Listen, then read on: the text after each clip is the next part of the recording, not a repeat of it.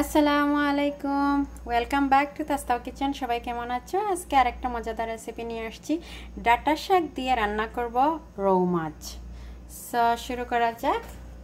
প্রথমে আমরা 1.5 table spoon vegetable oil দিব।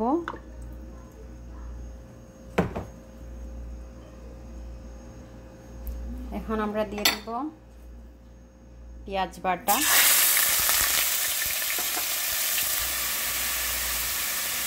পেঁয়াজ বাটার সাথে হাফ টিস্পুন রসুন বাটা, garlic paste,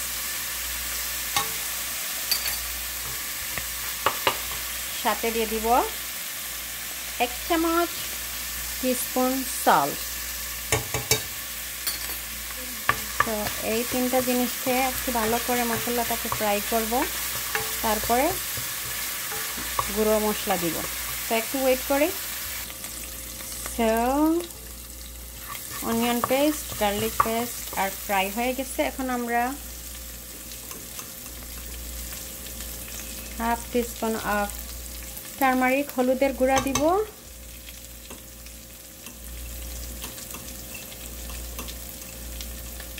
half teaspoon of কোরিয়ান্ডারের গুঁড়া, ধনিয়া গুঁড়া আর লাল মরিচের গুঁড়া, চিলি পাউডার হাফ টিস্পুন। আমি হাফ টিস্পুন দিচ্ছি মিডিয়াম স্পাইসের জন্য, আপনারা দিতে চাইলে আরেকটু বেশি দিতে পারেন। এটা হচ্ছে যার যে টেস্ট অনুযায়ী, যে যত ঝাল খাইতে পছন্দ করে, কম খাইতে পছন্দ করে, এইটার উপর নির্ভর করে। এখন মশলাটা ভুনা হয়ে গেছে।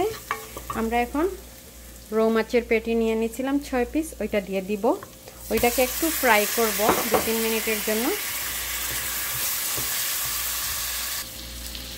সো দেখতে পাচ্ছ রুই মাছের পেটিটা ফ্রাই হয়ে গেছে একটু মশলার মধ্যে। এখন আমরা ওই যে ডাটা শাকটা কেটে রেখেছিলাম ওইটা দিয়ে দিব।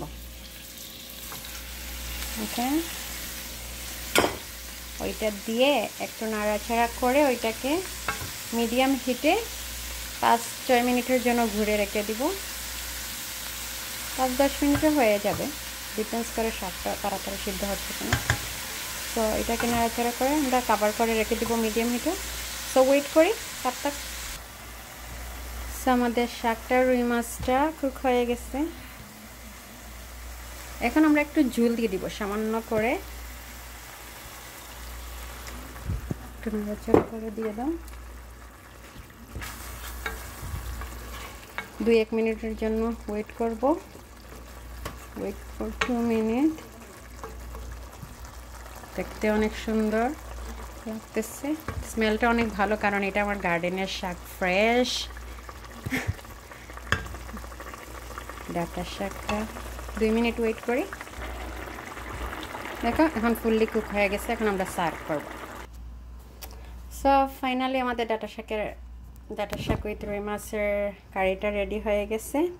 সো সবাই ট্রাই করবেন বাসায় বানানোর জন্য, ফ্রেশ শাক দিয়ে। ফ্রেশ না থাকলে হবে, ডিপের শাক দিয়ে হবে। সো আজকের জন্য এখানেই শেষ। পরে আরেকটা নতুন রেসিপি নিয়ে আসবো। ভালো থাকেন সবাই, সুস্থ থাকেন। আর don't forget to subscribe my channel and like it and make a comment please, and share with your friends and family. So take care guys, and আল্লাহ হাফিজ, বাই।